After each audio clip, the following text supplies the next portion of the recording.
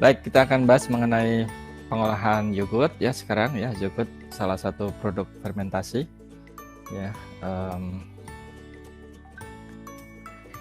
Jadi ada yang disebut dengan salah satu probiotik ya, probiotik. Jadi apa yang bermanfaat untuk mikroba-mikroba yang bermanfaat untuk tubuh kita ya, karena membantu mungkin di mikrobiologi udah dijelaskan ya, nama apa dengan probiotik ya. Jadi yogurt termasuk probiotik, di mana kulturnya ada dua ya, kultur bakterinya. Jadi Lactobacillus bulgaricus dan Streptococcus thermophilus. Ya, ternyata bakteri ini menunjukkan satu yang ini udah dijelaskan belum yogurt itu. Kalau sudah ada kita bisa pas aja di mata kuliah yang lain. Halo? Iya, Pak. Halo? Ya, sudah dijelaskan belum? Di mata kuliah yang lain, dibahas gitu, yogurt. Ada, Pak. Tapi secara umum mikrobanya gitu, Pak. Di mikrobiologi. Di mikrobiologi. Oh, oke. Jadi ya oke lah, kita bahas juga karena memang sudah masuk di pengolahan ya. Jadi untuk bahan utama dari yogurt ini biasanya bisa dari susu utuh, whole milk. Itu kita sebut juga dengan kadang-kadang disebut dengan susu full cream ya. Susu full cream itu adalah susu whole milk ya, susu yang masih utuh, susu yang belum dipisahkan antara lemak dengan proteinnya ya. Jadi tidak dipisahkan lemaknya, itu disebut dengan whole milk. Jadi whole milk sama dengan full cream ya. Full cream milk ya, susu full cream itu sama dengan susu yang artinya krimnya itu masih full gitu, makanya full cream milk ya. Itu bukan berarti susu biasa ditambah fat gitu ya, tapi full cream itu adalah menunjukkan susu yang utuh ya, whole milk ya. Bisa juga dari partially skim milk ya, ataupun juga dari skim milknya ya, susu skim ya, kemudian cream milk maupun juga buttermilk ya, untuk memproduksi yogurt ya. Jadi buttermilk pun bisa dipakai ya.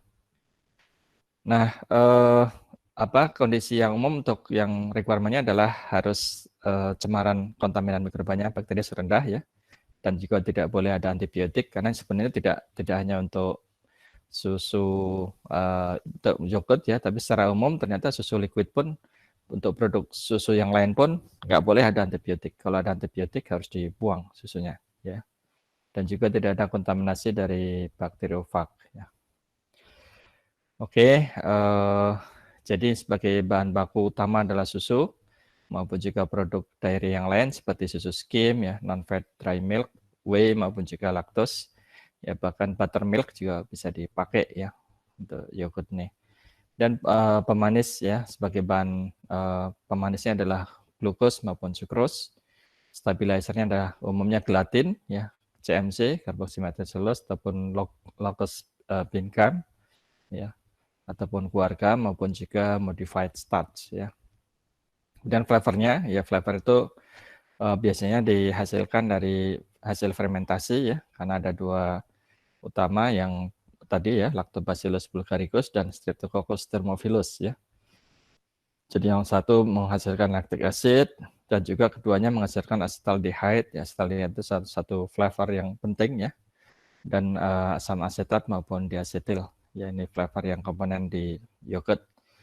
Dan kalau ditambahkan buah-buahan ya, biasanya bisa natural maupun hanya flavoring, atau kadang-kadang juga dari jam jelly ditambahkan di dalam yogurt ya, untuk menambahkan sweetness-nya dan juga rasa buah ya. Jadi starter yang penting adalah ST dan LB ya. ST adalah Streptococcus thermophilus ya, yang kita ini kan lengkapnya Streptococcus salivarius subspecies thermophilus, jadi singkat ST ya, thermophilusnya, jadi kita ingat-ingat Streptococcus thermophilus. Dan yang Lactobacillus bulgaricus ya, yang ini yang penting untuk di yogurt. Terus dua ini yang biasanya wajib ada ya. Jadi biasanya beli starternya ya dalam bentuk liquid ataupun juga dalam bentuk padatan ya, atau dalam bentuk freeze ya, freeze dried ya. Jadi secara umum Anda bisa beli ya, kita bisa beli di komersial, di pasar ya. Anda bisa juga beli online, pasti gampang nyari ini starter yogurt. Nah, yang penting dalam proses pembuatan yogurt ternyata ada simbiosis antara kultur yang digunakan ya. Yang Streptococcus thermophilus ya, dia tumbuh lebih cepat ya dibandingkan yang Bulgaricus, yang dibandingkan yang Lactobacillus bulgaricus ya. Jadi Thermophilus ini bisa memproduksi baik asam maupun karbon dioksida. Ya, dia bisa membentuk asam format dan karbon dioksida ya yang akan menstimulasi karena dengan pembentukan asam ini ya maupun juga kalau ada CO2 kan akan terbentuk juga sedikit asam karbonat ya, bikarbonat sehingga akan menurunkan pH. Nah, penurunan pH ini akan menstimulasi pertumbuhan Lactobacillus bulgaricus. Ya, jadi nah setelah tumbuh Lactobacillus bulgaricus ini akan produksi enzim proteolitik ya, secara natural LB ini Lactobacillus bulgaricus ini akan menghasilkan enzim yang bersifat proteolitik ya, sehingga nanti akan memecah protein menjadi peptida yang sederhana maupun amino asid ya. Jadi setelah itu akan dipakailah untuk Streptococcus thermophilus. Ya, jadi ini yang disebut dengan simbiosis mutualisme ya dari ST maupun LB ya, ada jadi saling menguntungkan ya keduanya ini ya. Jadi amino asid dan peptida ini digunakan oleh Streptococcus thermophilus menghasilkan asam format. Asam format dipakai oleh Lactobacillus bulgaricus ya, untuk produksi asam laktat. Jadi dua-duanya bekerja sama ya. Jadi pembentukan asam ya akan menurunkan pH sehingga akan terjadi koagulasi kasein ya, sehingga akan membentuk gelling ya, gelling dari yogurt ini. Jadi terbentuknya gel pemadatan itu karena ada aspek koagulasi dari kasein ya, terutama di situ karena adanya penurunan pH ya. Kemudian pembentukan ya tadi hanya solid dan semi solid dari yogurt nih ya, ini akan ada ya seperti halnya pembentukan curd ya di proses keju ya.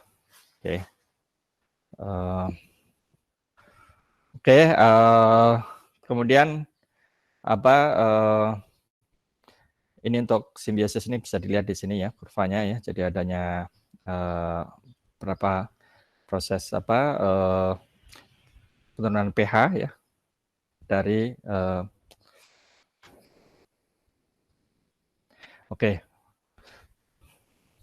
jadi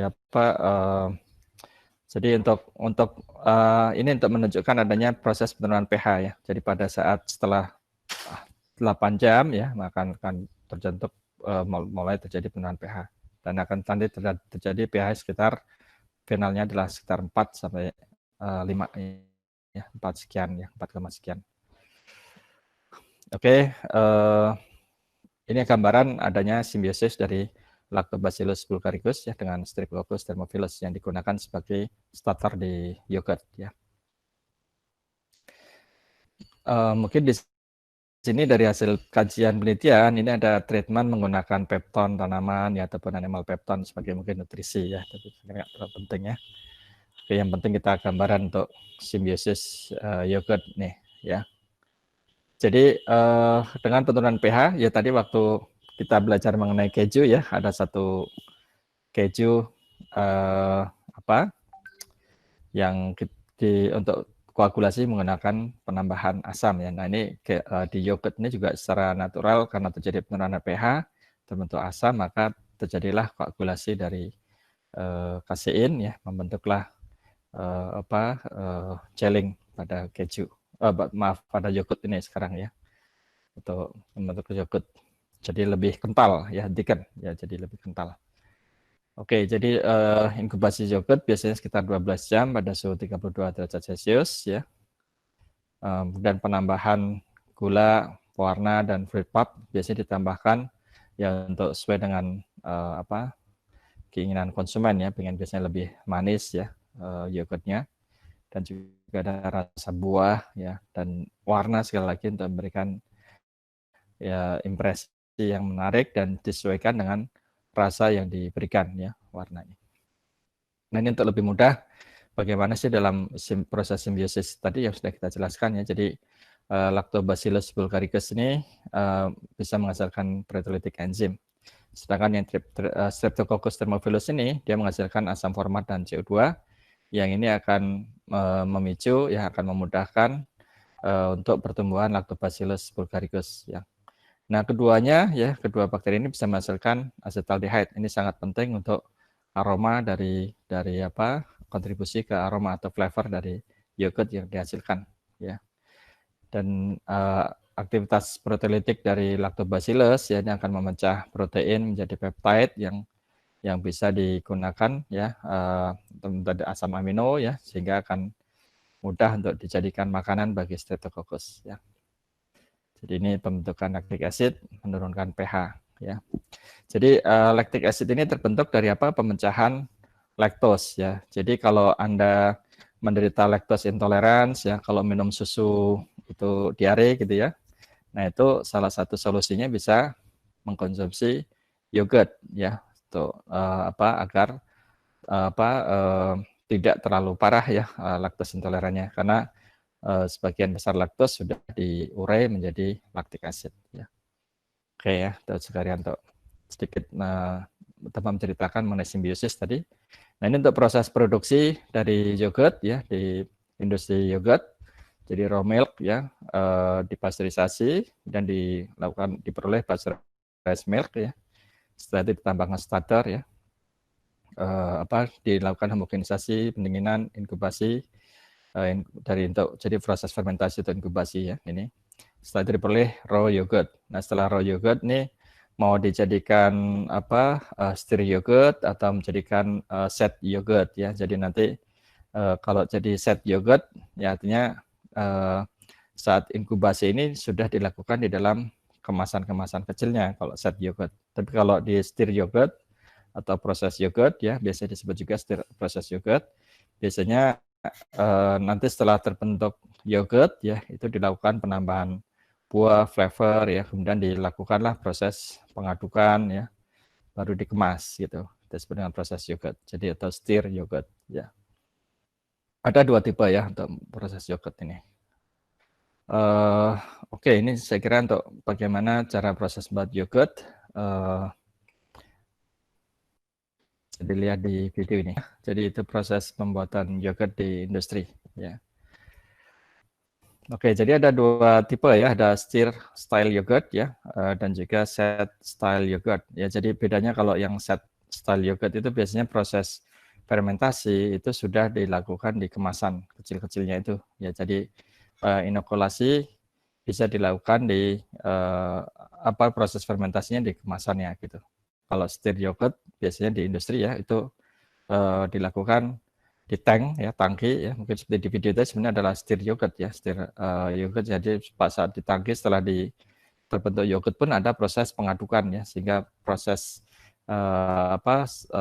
pengadukannya tadi bisa ya tidak ngumpal. Jadi beda ya, nanti Anda bisa beli yang namanya set yogurt sama stir style yogurt ya. Kalau stir style itu biasanya, kalau di Indonesia biasanya orang lebih suka yang stir ya, stir style yogurt ya. Kalau yang set yogurt biasanya masih plain gel gitu ya, seperti agar gitu kalau kita makan ya, agar tapi lembut. Itu seperti apa kalau ya artinya tidak ada umumnya juga jarang ada topping, jarang ada buah kalau di set style yogurt ya.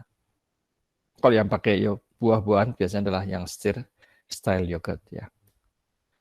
Jadi ini perhatikan nih untuk set yogurt ya. Jadi kalau Anda sendok ya, ini masih gumpal seperti ini ya. Agar kalau yang stir yogurt sudah melted seperti ini ya. Atau ada juga yang tipe cairan sekarang ya, dengan drinking yogurt seperti apa Kin ya. Tahu kan produk Kin. Nah, Kin itu dia membuat minuman yogurt ya. Jadi sebenarnya kalau kadar probiotiknya mungkin sudah rendah ya, sangat, bahkan mungkin bisa dibilang sangat rendah kalau yang Kin, yang yogurt Kin. Tahu kan ya, kebayang dibandingkan kalau yang yogurt yang umum seperti kalau yang di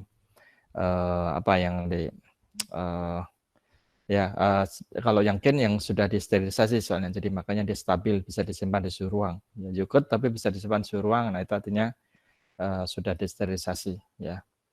Jadi mungkin kadar dari probiotiknya juga sudah sangat rendah.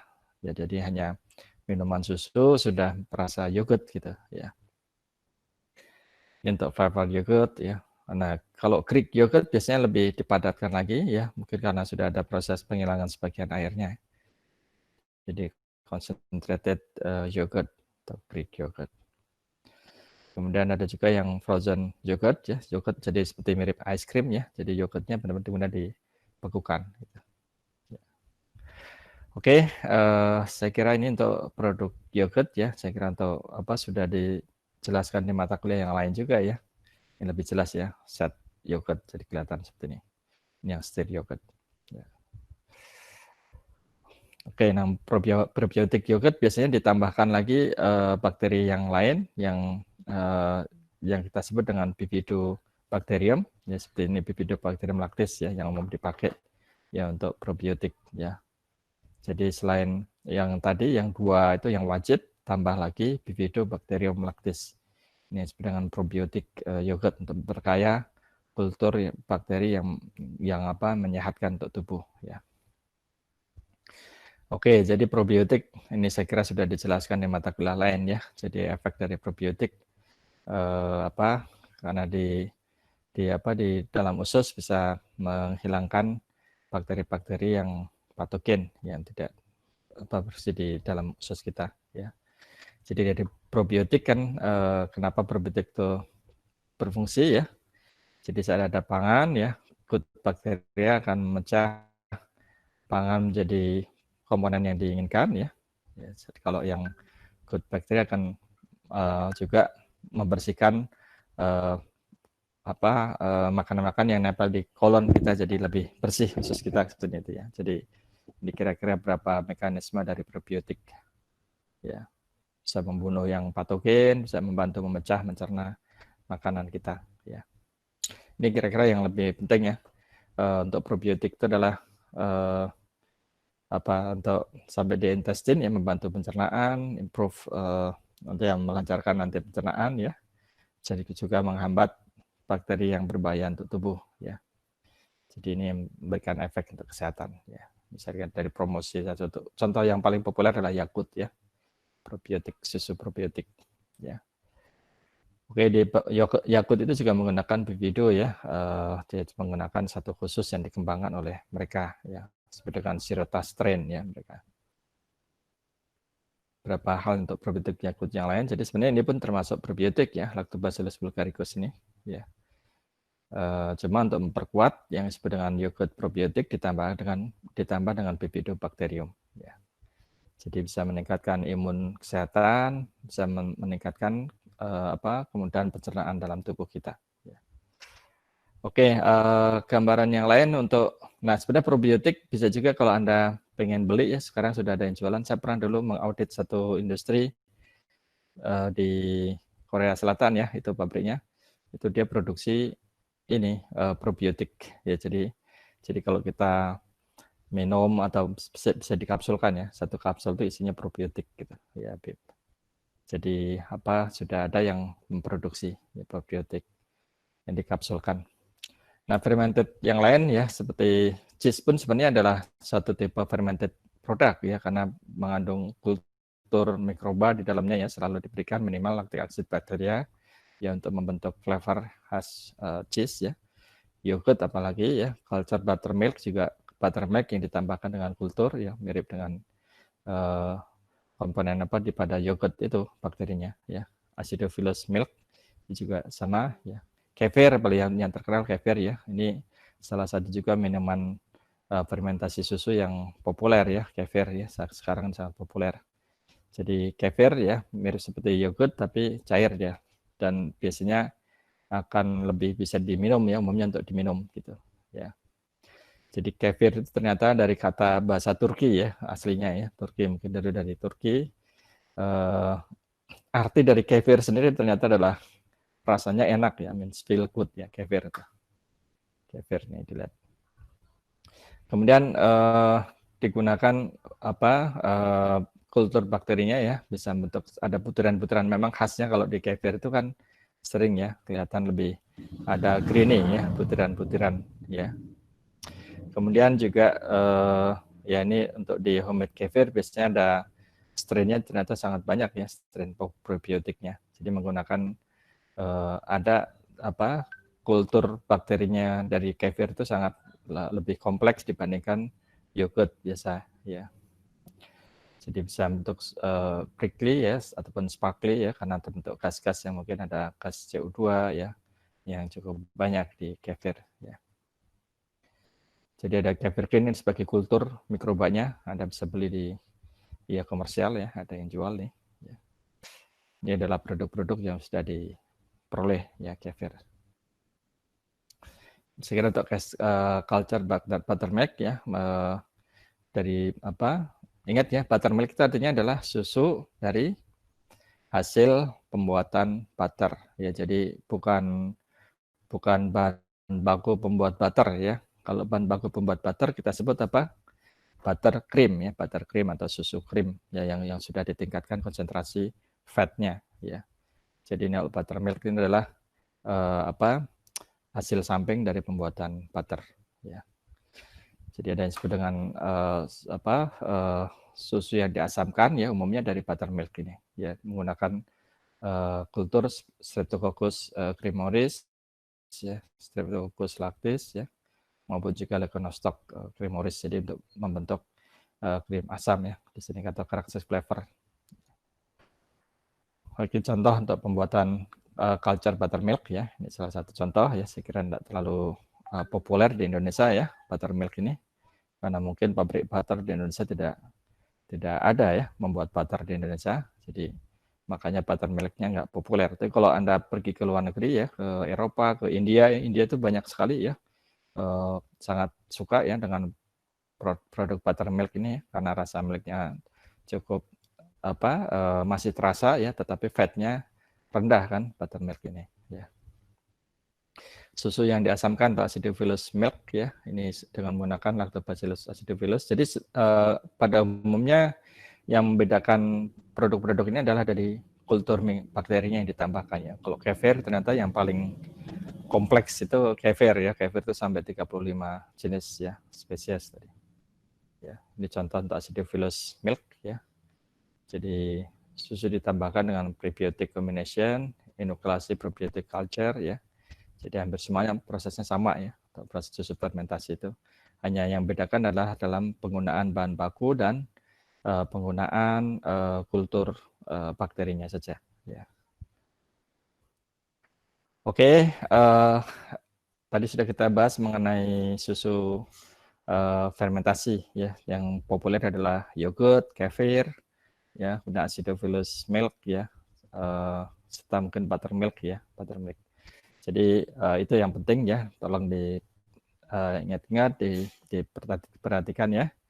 Dan berikut kita akan menyinggung untuk proses pembuatan lactose ya. Kenapa ini penting untuk dibahas? Karena ini juga salah satu tren di industri pangan ya.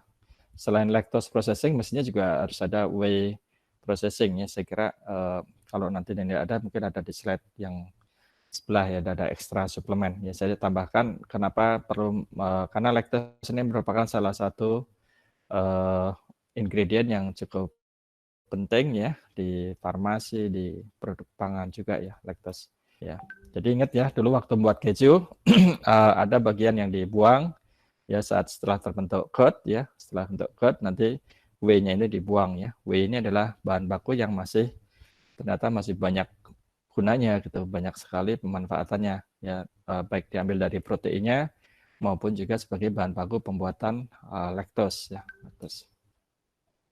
Jadi dalam whey milk ya susu whey ya, limbah dari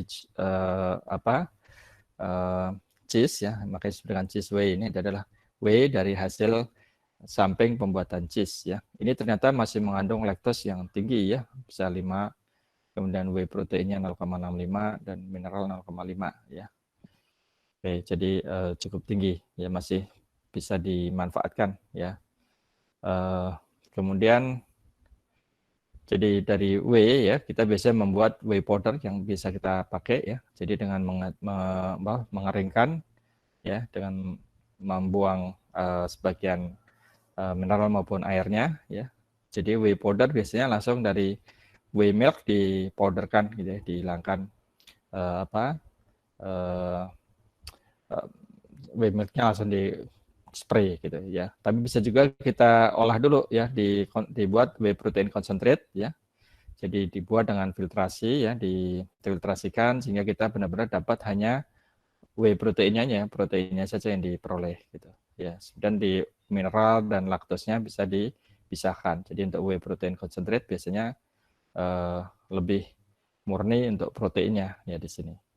Ya, ada juga whey protein hydrolysate ya. Ini ada penggunaan lebih lanjut, tidak hanya protein biasa tapi sudah dicerna dengan tambahkan enzim ya, sehingga akan dihasilkan hydrolysate ya, protein yang lebih murni ya, lebih mudah untuk dicerna. Ya, ini biasanya sangat bermanfaat untuk formulasi functional food ya, banyak menggunakan whey protein ini karena kaya akan imunoglobulin ya, globulin di susu itu banyaknya di whey ini ya.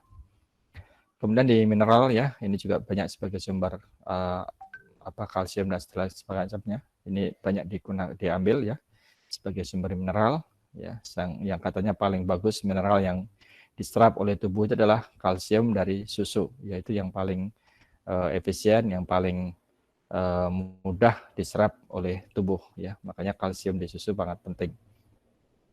Kemudian laktos ya, laktos di whey milk ini sangat penting ya.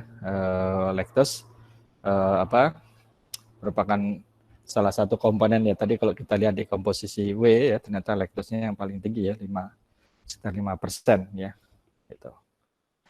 Jadi dalam proses pembuatan whey powder ya, jadi kalau kita terima susu whey ya, whey milk dari limbah atau hasil samping industri keju, sekarang kita tidak bisa menyebut limbah ya, karena nilai ekonominya masih tinggi, jadi kita sebut by product atau hasil samping ya, hasil samping dari pengolahan keju ya, kita terima di industri pengolah whey ya. Saya kebetulan dulu pernah mengaudit whey industri pengolah whey ya, whey protein ini baik di Argentina maupun di Prancis ya.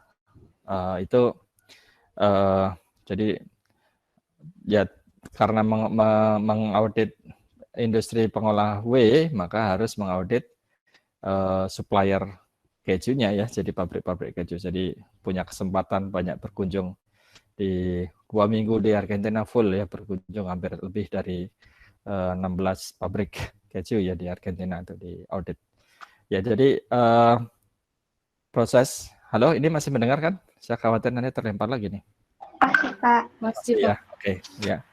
Jadi dalam proses pembuatan whey powder ya, setelah hasil whey yang diperoleh dipasteurisasi, kemudian kalau diperlukan dilakukan konsentrasi ya, untuk meningkatkan kadar solidnya ya. Jadi sebagian air sudah diuapkan dengan proses evaporasi, kemudian dilakukan spray drying. Nah, umumnya ditambahkan soy lecithin ya, sekitar 0,1% ya. Ini biasanya untuk meningkatkan daya larutannya ya. Kemudian setelah itu dikemas. Nah, inilah untuk proses pembuatan whey powder, sangat simpel ya. Jadi hanya proses pasteurisasi dan konsentrasi serta spray drying. Setelah itu diperoleh whey powder. Nah, ini sudah jadi bahan baku macam-macam ini. Jadi salah satu untuk dairy milk creamer, bukan creamer ya. Jadi kadang-kadang creamer dari susu banyak juga dibuat dari whey ini, ditambahkan fat nabati itu. Jadi yang saya audit di Bonile di Prancis itu membuat pengganti untuk dairy creamer itu dari whey-nya ini ya, ditambahkan dengan fat ya, fatnya dari nabati seperti fat dari minyak kelapa ya, umumnya minyak kelapa karena aromanya lebih enak ya, bukan minyak sawit. Kalau minyak sawit aromanya itu kurang enak aroma minyak sawit, tapi minyak kelapa akan lain ya, coconut oil itu akan lebih enak, lebih gurih ya. Nah, ini untuk proses alur pembuatan laktos ya. Jadi kalau dari whey dievaporasi, ditambahkan seed laktos ya, dikristalisasi, sehingga kemudian kita peroleh mother liquid untuk edible lactose-nya. Kemudian ini jadi mother liquid ini bisa diproses untuk ulang gitu ya, masih ada sebagian lactose. Dan solid yang diperoleh inilah yang kemudian di fluid bed dryer diperoleh edible lactose ya. Jadi kalau ingin diperoleh pemurnian lagi, diolah lagi gitu. Jadi refined lactose ya. Jadi bisa untuk bahan baku di ingredient di food industry maupun juga di farmasi itu sangat banyak dipakai ya lactose ini. Oke ya, saya kira ini ya untuk proses pengenalan untuk hasil samping susu ya. Jadi sangat penting untuk sebenarnya saya ada slide yang lebih detail dari ini ya. Sekarang waktunya jam berapa nih? Oh, udah mau habis ya. Jadi sebenarnya ada satu topik lagi ikan, tapi nanti ikan digabungkan aja untuk pengolahan ikan ya. Jadi kita hari ini fokus untuk ke susu, menyelesaikan susu ya. Nanti untuk ikan masuk minggu depan ya, fokus ke pengolahan ikan asin dan seterusnya, ditambah dengan pengalihan ikan dan ikan beku ya.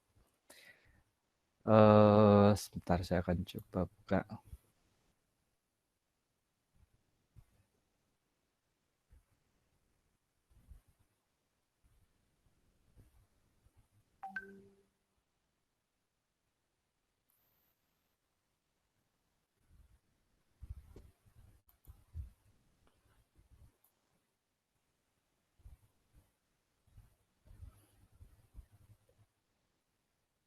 Kelihatan nggak slide saya nih? Teknologi of dairy byproduct kelihatan nggak? Teknologi of dairy product ya, byproduct ya. Jadi sebenarnya intinya memang yang banyak adalah, jadi yang disebut dengan byproduct di susu ini ya sebenarnya adalah whey milk ya.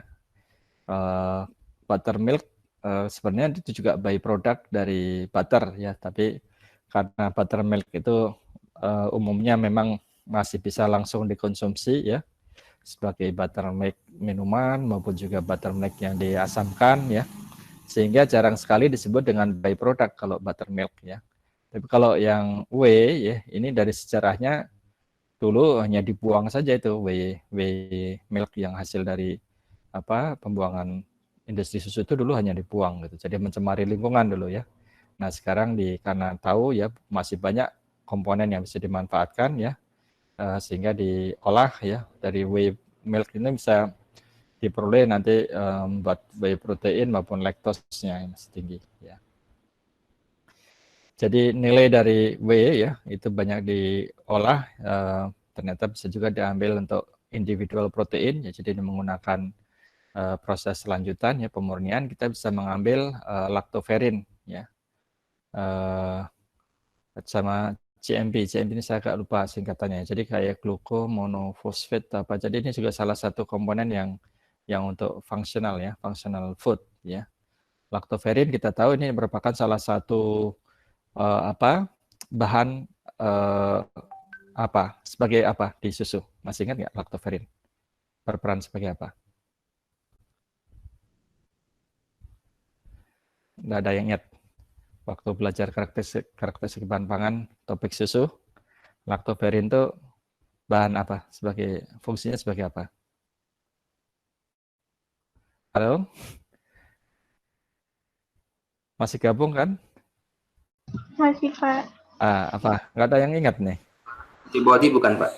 Antibody, bukan antibody. Kalau antibody kan biasanya harus ada globin gitu ya, globulin itu, imunoglobulin itu antibody ya.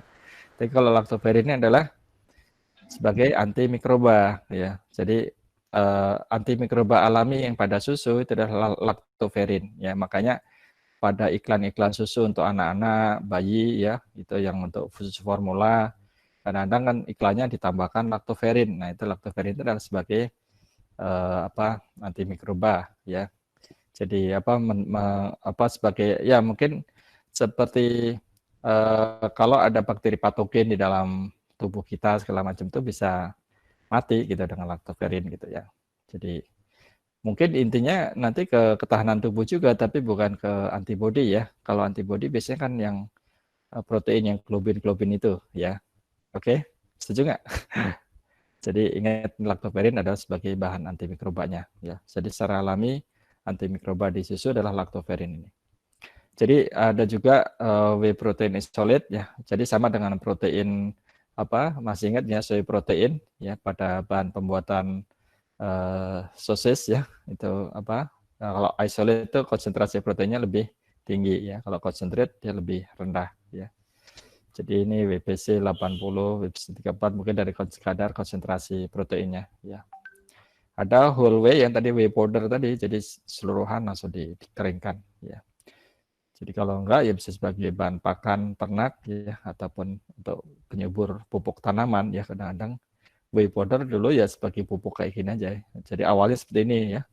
Kemudian meningkat menjadi pembuat dijadikan food ingredient ya, food protein isolate, concentrate atau whole whey powder aja. Nah setelah itu teknologinya meningkat lagi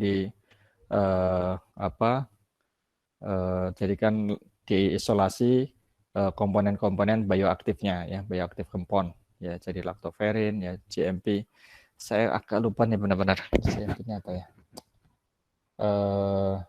Nanti kalau saya sampaikan ya. Jadi bisa mungkin di slide belakang ada.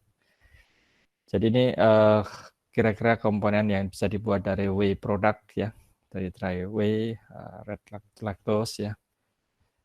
Jadi, nah ini yang tadi yang disebut dengan antibody biasanya adalah karena di whey protein ini banyak mengandung lactalbumin, lactoglobulin ini ya, dan monoprotein. Nah ini udah mulai kelihatan. Ya, GMP adalah glucomonperoxidase ya. Jadi semacam ini juga ya, minor protein lactoferrin, dan tadi yang GMP itu adalah turunan dari lactoperoksidase ini ya. Dan kita bisa mengisolasi lactose ya, fat, tapi ini sebenarnya sangat kecil fatnya, mineral ya, terutama kalsium fosfat yang banyak diambil ya dari whey, asam laktat maupun juga non protein nitrogen. Ya. Oke, nah itu tadi GMP itu ini ya singkatannya ya. Glycomakropeptide. Nah ini tadi saya benar-benar lupa itu Pak GMP itu. GMP tadi singkatannya ini. Jadi dari whey bisa diisolasi senyawa yang bersifat bioaktif ya, lactoferrin dan glycomakropeptide. Ini juga sama, ini bisa berfungsi, lactoperoxidase ini juga sama berfungsi sebagai antimikroba alami ya. Jadi bisa meningkatkan kekebalan tubuh gitu ya mesin. Jadi kalau jadi antibody tapi mekanismenya lain ya, bukan antibody untuk penggunaan globulin segala macam itu ya, lactoglobulin ataupun itu kan sebenarnya untuk antibody yang real kan di situ ya. Tapi ini adalah untuk kekebalan tubuh terhadap bakteri patogen ya, untuk lactoferrin, lactoperoksidase dan glycomakropeptide ya. Jadi yang GMP tadi yang di slide sebelumnya, GMP itu adalah ini ya. Jadi ini adalah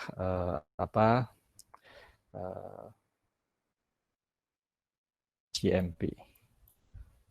Mungkin Anda kenal GMP adalah Good Manufacturing Practices. Ini GMP untuk di whey ya, itu GMP-nya adalah glycomakropeptide ya. Ini salah satu bahan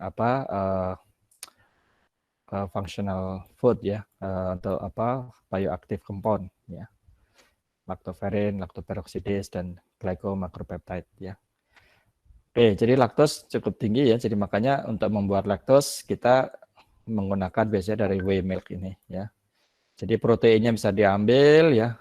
Jadi dari komponen whey milk ya, protein diambil, laktos bisa dibuat, mineral juga dapat ya.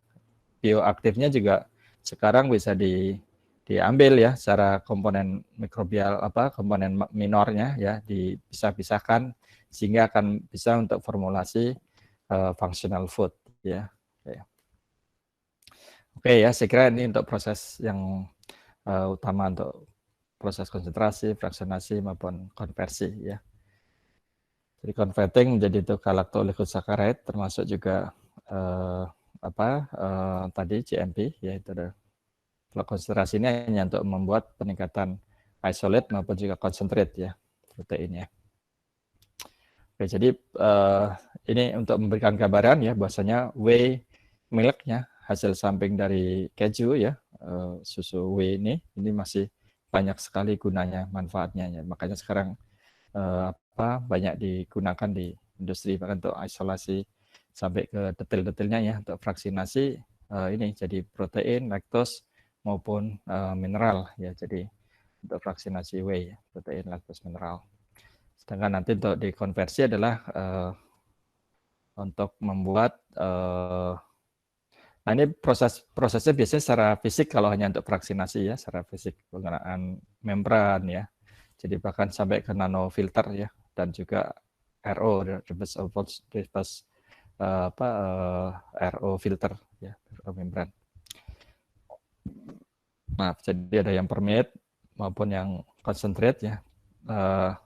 Permeate artinya yang yang saat dipermeasi ya, itu ada ultrafiltrasi ini ya. Ini ada yang lewat ya, ada yang tertahan gitu ya. Jadi yang tertahan itu yang concentrate ini, yang lewat yang cairan itu nanti bisa jadi diisolasi sumber-sumber yang lain ya. Jadi permeate itu banyak mengandung laktos ya. Bisa diisolasi laktosnya ya. Ini kira-kira gambaran dari permeate tadi.